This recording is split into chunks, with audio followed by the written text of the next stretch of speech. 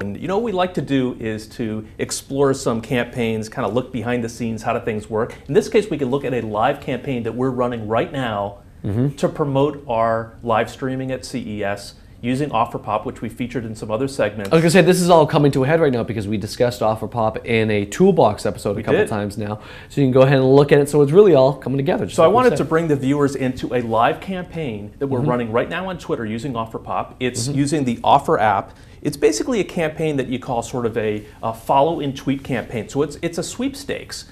And this is the landing page we're looking at right now. So this is live. People can go to the Pulse Twitter feed. They can see us tweeting about this. There's a bit.ly within that tweet that takes people directly to this landing page. So as we've talked about in other segments, what's neat about the builder for Twitter campaigns in OfferPop is that it actually creates a landing page because Twitter doesn't have a home base like Facebook does. Exactly. So this page, although it looks like it's on the Pulse. Well, that's what threw me off when I first logged onto it. I said, wait a minute, this is our Pulse Network Twitter page. How does this actually come about? So this actually pulls in the background from whatever the brand is using, whatever the sort of home base is for your Twitter. So this is actually existing on the OfferPop servers themselves. You can see the initial tweet that went out. So the offer is getting people engaged to see who they want us to feature on basically our live coverage. How long? Because that's one thing I find interesting with the OfferPop is you see the countdown. Yes. How many days you have left.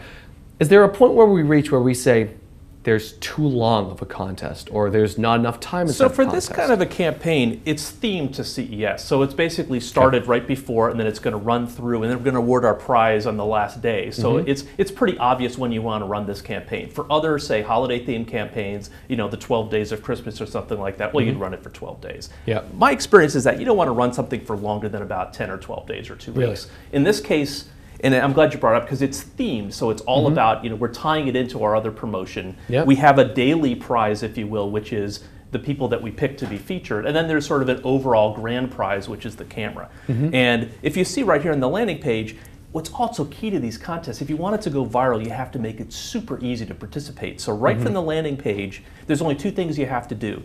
Click follow us first. So we want to build our followers. This is all about engaging. I was going to say that builds up that list. Absolutely. So one click you can follow, and then one click you can tweet. So if you click that tweet button, it actually pre-populates, I want to see blank featured on the Pulse Network. I just have to type in the product or the company. It's that simple. And again, it has the terms and conditions, but the goal here with these kind of campaigns is make it easy to spread the word, make it easy to track what's going on. And that's where I wanted to flip and kind of look at the behind the scenes. And now we're back in the OfferPop platform. This is the reporting console. We can see when the campaign started. It's running through Thursday at noontime Pacific.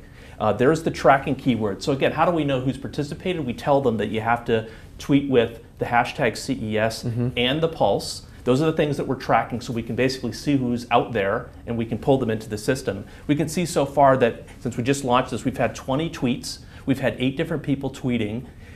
Most of them are tweeting with all the keywords. And then we can basically scroll down and we can get a flavor for, you know, when things are happening. This also allows us to stage when we want to continue to remind people, because these sort of viral campaigns are only as good as the seeds that sort of get the word out. So you can see the timeline there that as we're going along, we're basically getting more and more people and they're telling people and so on and so on. If you start to plateau, it probably means, hey, I've got to start tweeting again. So what's really best practices in these sort of contests is to not only have a good initial offer, but also get the right people engaged. And you can see right there, these are some of the people that have participated. The beauty of Twitter is that because of the open API, you can pull up exactly who's been tweeting, and you can see who's the most influential tweeter. You can basically see who's tweeted multiple times, and then you have different ways that you can reach out to